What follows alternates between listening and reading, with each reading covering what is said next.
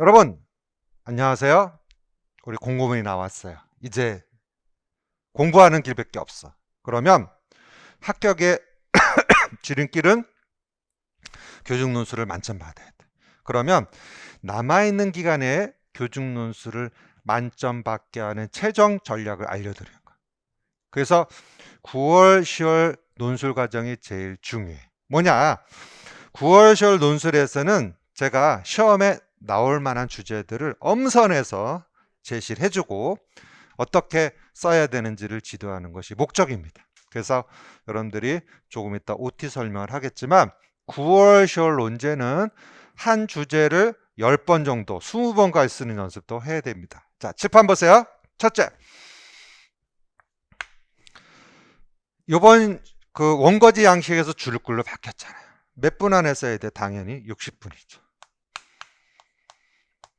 그런데 연습할 때는 이렇게 하셔야 돼요. 자, 집에서는 몇 분 안에 연습해? 50분 1단계. 우리 주는 연습 주제. 다음 2단계 40분까지 써봐요. 40분. 이거를 왜 설명하냐면 그 중등의 교육학 논술을 쓰는 선생님들과도 그 카운셀링 해보니까 이런 의견이 있더라고요. 개요는 잘 짰는데 옮겨 쓰는데 시간이 모자더라. 왜 그런지 알아요? 칠판 잘 보세요. 조건이 크게는 4가지가 제시가 됐었어요. 중등교육학이. 그러면 첫 번째, 우리 같은 경우도 맥시멈 4가지가 나올 수 있고 조건이 3가지가 나올 수 있지만 문제 파악하는 시간이 걸려 안 걸려? 오래 걸린다는 거죠. 이해됐어요? 자, 그러면 지금부터는 전략을 찾아야 돼요.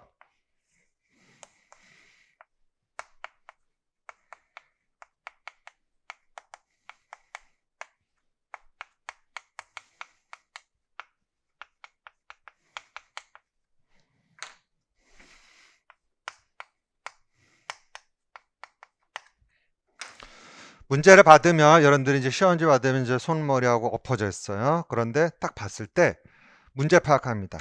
어떻게 합니까? 조건부터 보는 거야.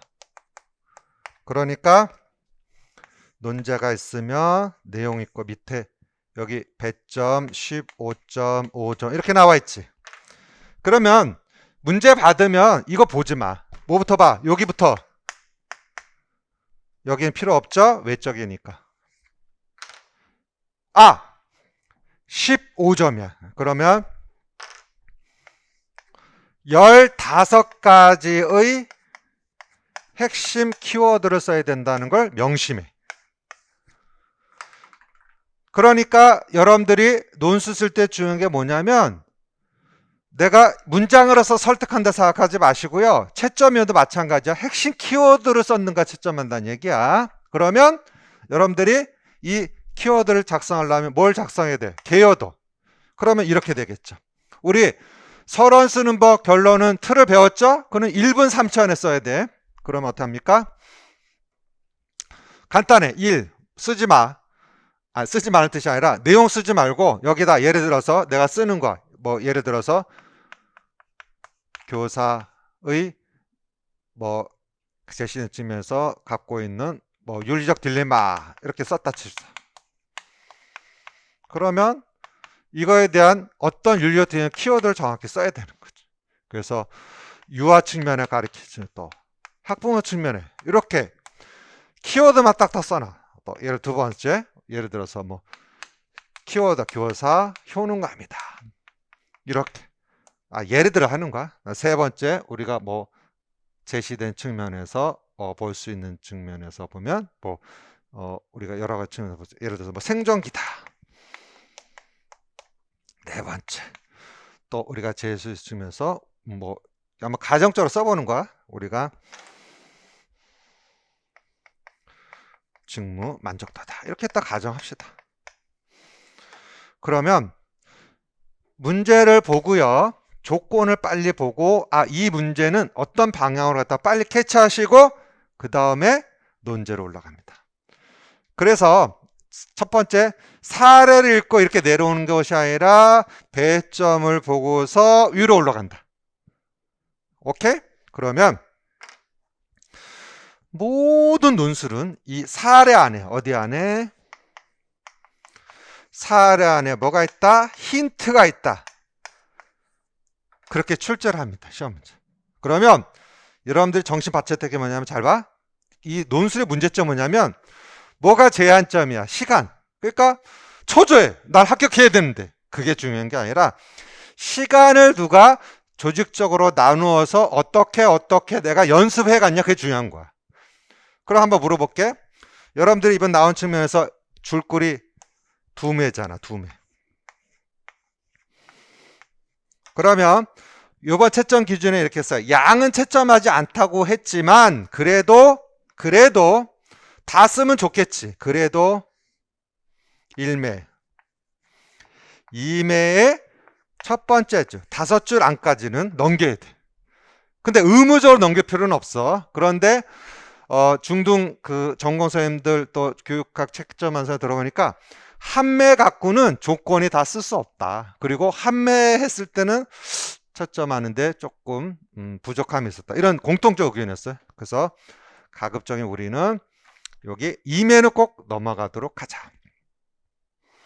양은 중요치 않으니까. 근데 여기 한 매 내 이렇게 되면 벌써 채점자가 뭘 갖게 되죠? 선입관을 갖게 되는 거야. 내용이 부족하지 않겠는가? 이렇게 되는 거지. 그리고 개요도 짜는데 무슨 중심 짜라고 그랬어요? 핵심 키워드 중심으로 짜 주셔야 돼요. 자, 그러면 이렇게 되는 거죠. 예를 들어서 첫째, 뭐가 문제이다. 가정합시다. 그러면 여기 키워드를 보는 거야. 키워드. 예를 들어 볼까요? 첫째, 교사의 사례에서 부정적 2009년도 문제죠. 언어를 사용한, 여기 지워도 되겠죠? 점이다. 자, 그러면 요게 점수 주는 거야. 1점. 그리고 이걸 주제문이라고 그래. 주제문. 채점할 때 여기만 보고 그 다음에 이거를 제시한 주제문에 설득이 있어야 돼. 그래서 이는 유아에게 부정적 자아 개념을 형성하기 때문이다. 그런데 설명 잘 들어요. 그 다음에 이거에 대한 해결 방안은 봐. 이거 반대 쓰면 돼 항상. 그래서 해결 방안은 교사가 긍정적으로 유아와 상호작용한다. 그러면 우리가 시험 문제 예를 들어서 문제점 나오고 해결 방안 쓰는 문제는 문제점만 잘 쓰면 해결 방안 반대만 쓰면 돼. 그래서 이렇게 되는 거예요. 채점할 때 사례에서 요거 써야 되고 여기 키워드 이렇게 1점 1점 이렇게 되는 거예요.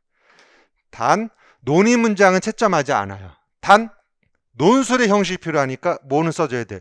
논의 문장은 써줘야 돼. 그래서 논의 문장은 이것의 부연일 뿐이니까 집착하지 말되 그래도 짧게 써줘야 될 수 있어. 단 논의 문장을 쓰지 않을 경우는 개념을 쓴다든지 정의를 쓴다든지 그런 경우입니다.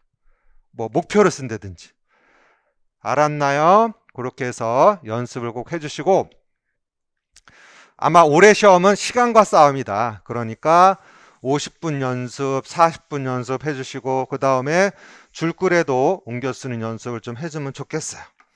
그래서 제가 1, 2월 달부터 소개해드렸죠. 자, 안만 써도 나는 2매가 안 늘어가. 그럼 이렇게 쓰세요. 여기부터 조금 띄워.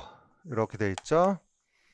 조금 띄워. 그래서 조금 여기 띄우고 우리끼리 약속이야. 요 끝에도 조금 띄워. 이거 갖고 뭐라고 하지 않아. 뭐야? 이렇게 하지 말라는 거 없잖아. 단 이렇게 하면 안 돼. 이렇게 너무 많이 띄우면 돼. 안 돼. 그건 안 돼. 알았어요. 자, 그리고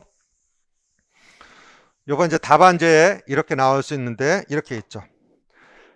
작년에도 마찬가지인데, 자, 제시된 조건들이 이렇게 나와 있으면 여기 있는 쉽게 말하면 조건들을 다 쓰지 말라고 그랬어. 그럼 우리 배운 대로 어떻게 합니까? 1에서 제시된 뭐 1과 2에 대하여 제시할 수 있다. 이건 선택이야. 그래서 조건에 번호가 매겨 있으면 번호만 쓰되 그 키워드는 쓰지 마세요. 이해하셨죠? 그렇게 해서 불필요한 내용은 쓰지 않도록 요번에는 초점 맞추면 좋겠다. 그 다음에 두 번째로 글을 쓸 때 제일 중요한 뭐냐면, 첫째, 구체적이어야 돼. 추상적 단어 쓰지 말고. 두 번째, 단정적으로 써라. 확신에 찬 글을 써라. 무슨 뜻이야? 뭐뭐 할 것이다, 뭐뭐와 같을 것이다, 이렇게 쓰면 안 돼. 이런 쓰를 쓰지 말고 뭐뭐 한다, 뭐뭐이다, 이렇게 써야 돼. 알았나? 그래야 채점자도 확신을 가져. 그래서 채점할 때 이렇게 스캔 떠서 한다고 그랬죠? 3명이 채점인데 쭉 내려오면서 뭐만 하냐면 키워드만 딱딱딱딱 봅니다. 그런데 키워드가 추상적, 그 다음에 형용사, 부사 너무 많이 써. 그럼 점수 없어 날라가는 거. 그러니까 간단해. 15가지의 명사 핵심 키워드가 있다고 생각하시면 돼요. 물론 상황에 따라서는 형용사도 있을 수 있겠지만, 설명 잘 들어. 그러면 이건 비밀인데 이거 촬영하지 마세요. 2019 누리과정에서 촬영해야 되겠죠? 2019 개정 누리과정이 바뀌면서 논술에서 어떤 논제를 낼 것인가, 이게 제일 중요한 거죠. 궁금하죠? 자, 궁금하면 잘 따라와야 돼. 이거는 여러분한테만 설명해 주는 거 알았어요? 그러니까 널리 알려라. 또 농담입니다. 널리 알리지 마시고 자기 거로만 가져주세요. 알았습니까? 이번 시험에는 뭘 내냐면, 자, 메모하세요.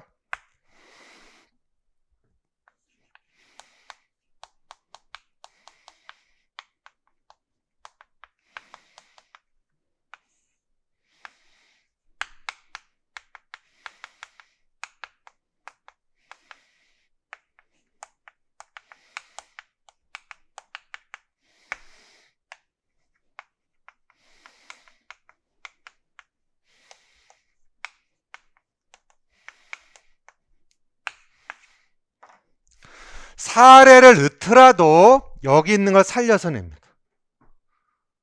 그래서 초등에서도 그렇게 나왔었어요.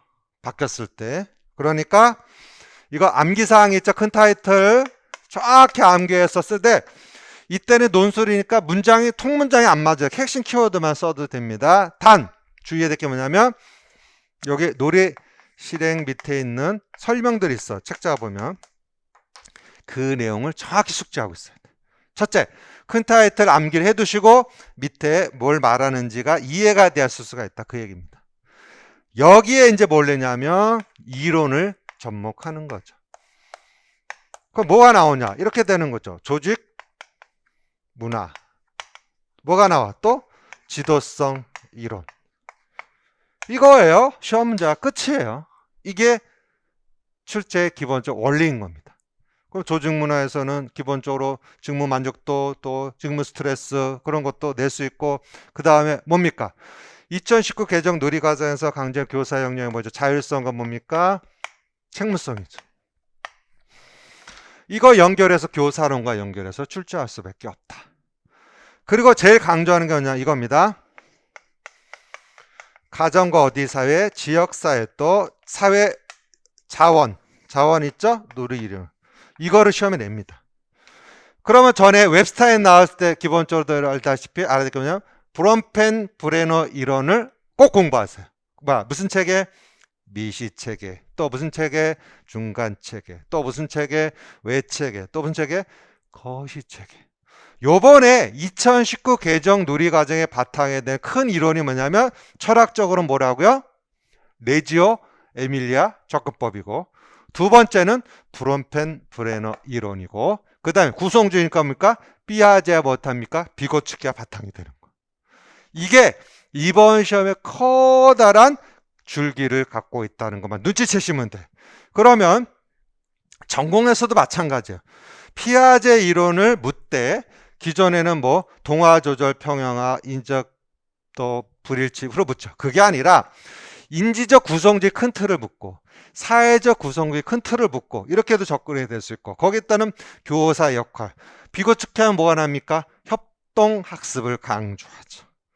그래서 요번에 작성하는 전공도 마찬가지로 알아두셔야 돼요. 단순히 서술하게 출제하지 않습니다. 그래서 이론을 정확히 소화됐을 때 쓸 수 있는 정도.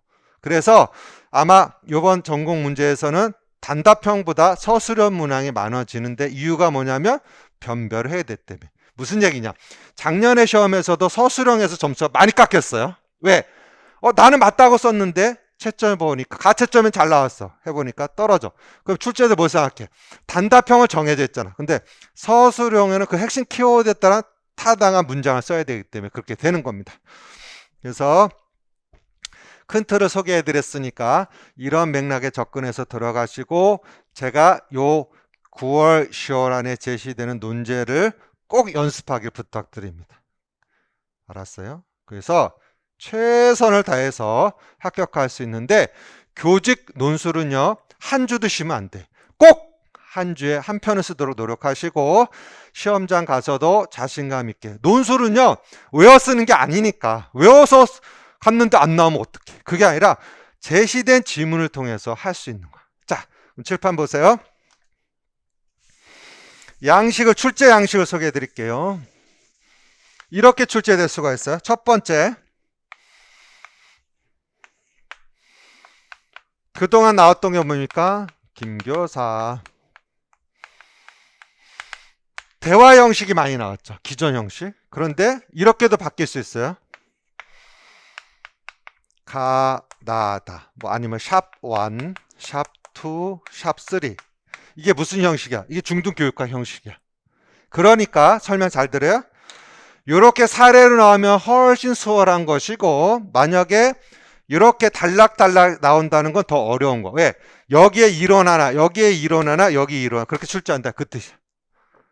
근데 이번 시험에서는 교육학 관련 교수님도 참여하신다고 하니까 이런 양식도 나올 수 있다. 그래서 이런 양식도 제가 연습을 시켜 드릴 겁니다. 알았나? 그러면 이제 마지막이야. 여러분들이 노력한 만큼 대가가 나오는 게 뭐냐면 자기 자신을 믿고 노력할 때야. 남 눈치 보지 마세요. 그래서 약속입니다.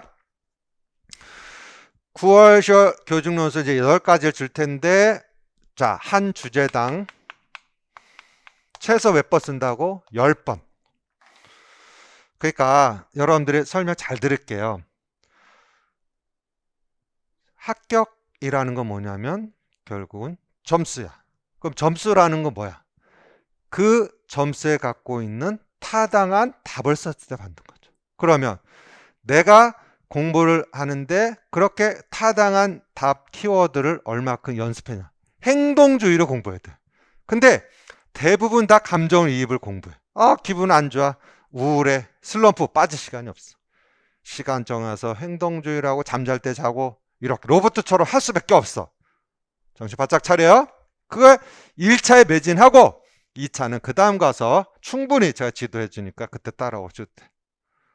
그래서 제가 연구를 많이 해서 지금도 아직 그 코로나 때문에 여러 맥락에 이제 들어가는 이제 교수들 또 학회 소식을 들어보면 이번 2019 개정 누리 과정의 바탕에서 연결된 고리를 잘 찾으셔야 돼. 그래서 이제 제가 9월 10월 그 모의고사에서도 문제를 출제하는데 거기에 작은 힌트가 있어. 그거는 이제 9월 10월 문제 그 모의고사에서 제가 문제를 제시하면서 관련 내용을 설명을 해드릴 거예요. 그러니까 잘 알아두세요. 이게 이 교육 과정의 이해가 있어야 이거를 설명할 수 있는데, 잘 봐. 아주 힌트가 간단해요. 나중에 놀라지 마시고 그 제시된 게 국가 수준 교육과정이라는 것에 제시되어 있죠. 누리관 총론에. 다 알고 있잖아. 그러면 내가 설명할게. 3세, 4세, 5세 누리관 전 교육과정에서 그런 내용이 있었어 없어? 없었죠. 연령별 교육과정이고. 그러면 이 국가 수준 교육과정, 즉 교육과정의 의미를 정확히 알아야 이번에 합격합니다. 내 말 알았어요? 그런 측면에 제가 자료를 지금 어떤 흐름으로 가는지, 그리고 이번에 왜 누리과정 총론 했어서 왜 이렇게 집필됐는지는 벌써 다 간파했어요. 그리고 집필진하고도 다 의사교환을 했기 때문에 이번에 제시되는 시험 문제는 여러 가지 측면에서 우리가 공부를 해봐야 되고요. 단 제시되는 내용만이라도 꼭 소화를 해 주셨으면 좋겠습니다. 알았죠? 자, OT자를 한번 보겠어요.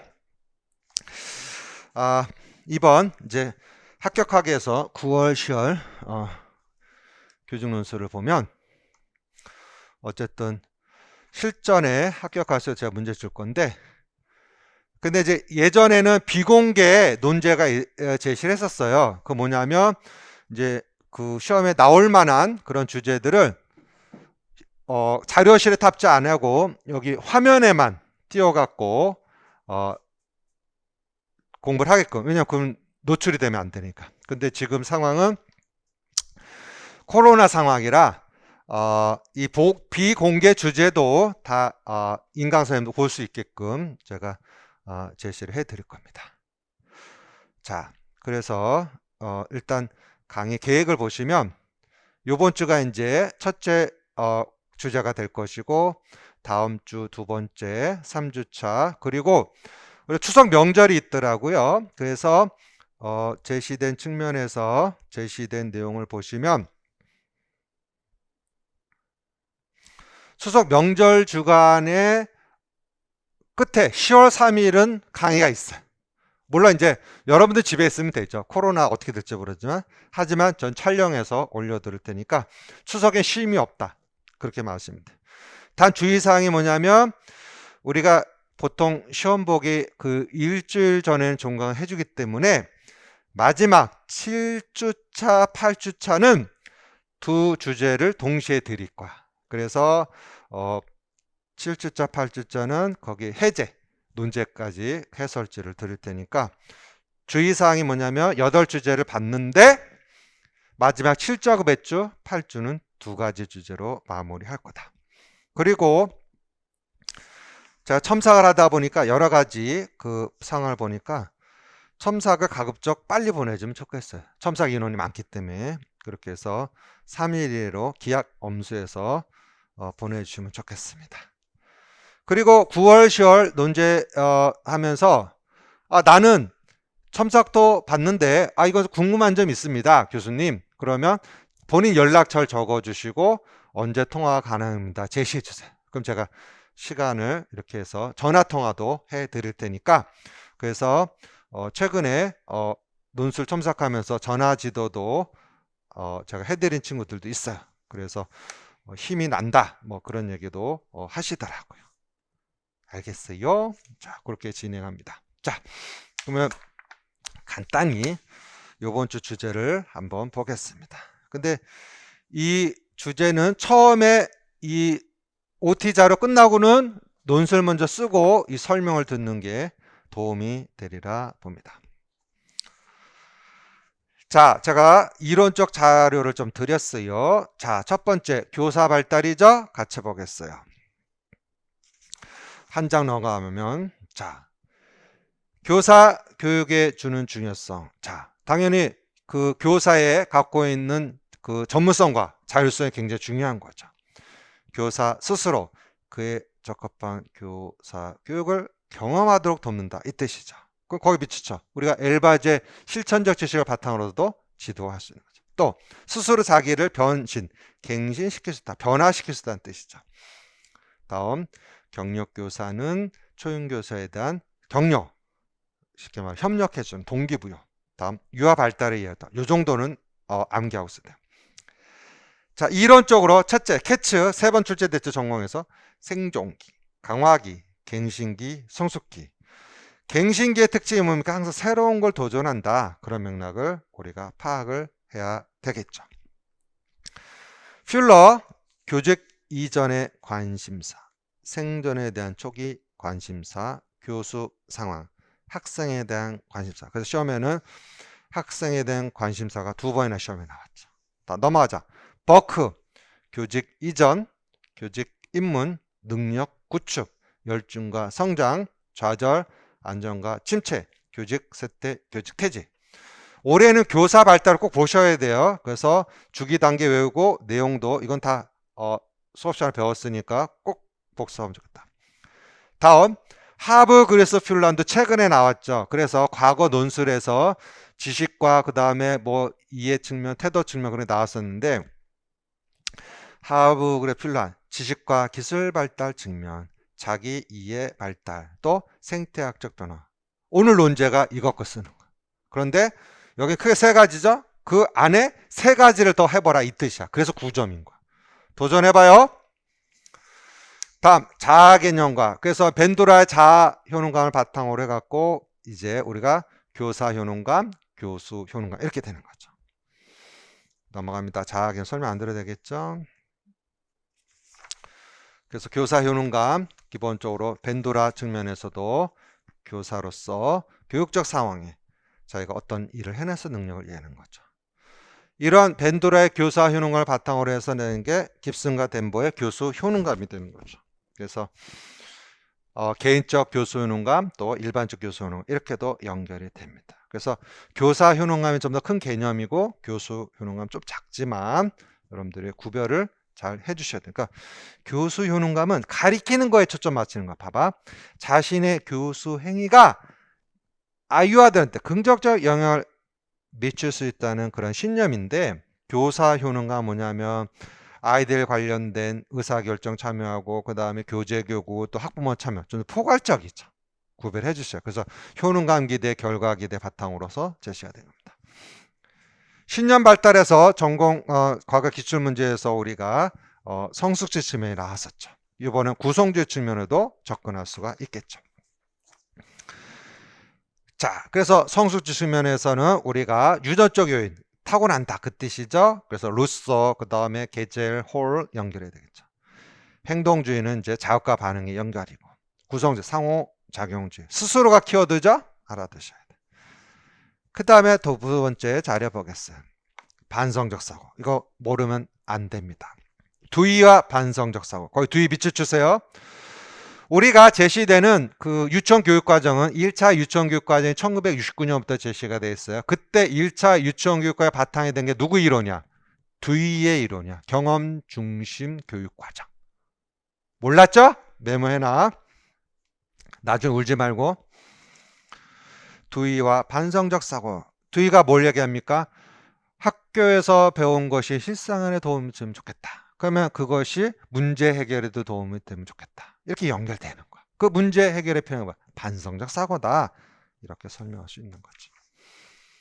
그래서 반성적 사고의 과정을 보겠어요. 첫째, 반응하기. 두 번째, 정당화. 세 번째, 의사결정. 그 다음에 반성적 사고 수준 있고 유형, 종류가 있어요. 구별하셔야 돼요.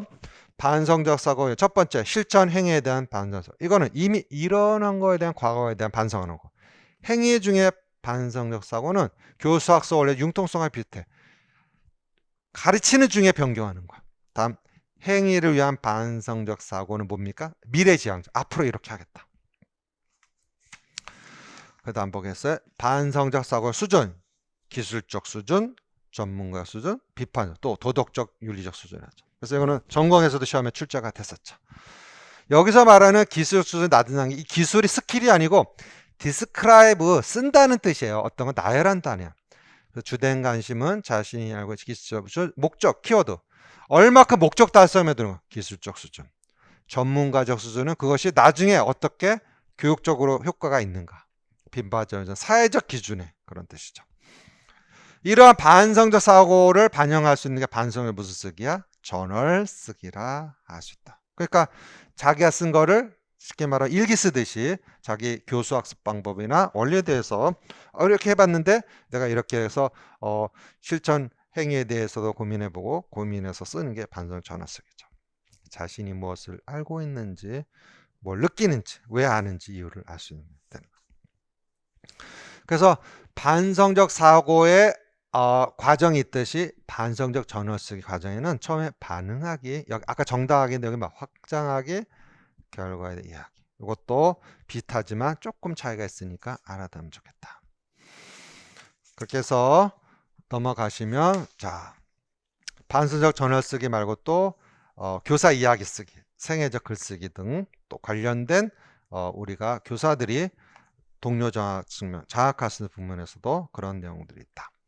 그렇게 해서 요 내용 두 가지 이론을 바탕이 돼야 요번 논제를 해결할 수가 있습니다. 자, 그래서 보시면 제가 설명드리면 안 되지만 논술의 내용, 가와 관련해서 하브 그리스와 핀란의 교사 발달에 근거해서 긴교사에 나타난 발달 세 가지 측면의 각각 세 가지, 그러니까 한 가지 측면에 몇 가지, 세 가지, 또 세 가지, 그러니까 9점이야. 굉장히 어려운 문제예요.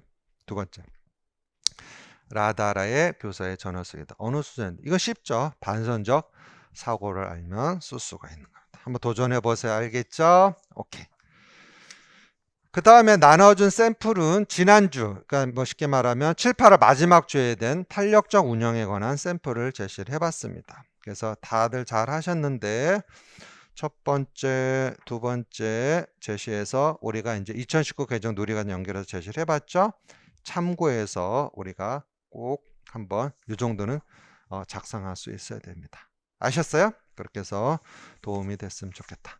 다시 한번 설명드릴게요. 진인사 뭐라 하죠? 대천명. 뜻이 있는 곳에 뭐가 있다? 길이 있다. 자, 지금부터 하면 합격할 수 있습니다. 그래서 여러분들이 제가 최근에 출간한 포인트 리딩 책자 100번 읽으면 합격합니다. 그거 하고 교직논술 10번씩 써본다. 그러면 수석 합격이 됩니다. 코로나 핑계 대지 마세요. 알겠어요? 정신 바짝 차리고. 자, 다 함께 수석 합격!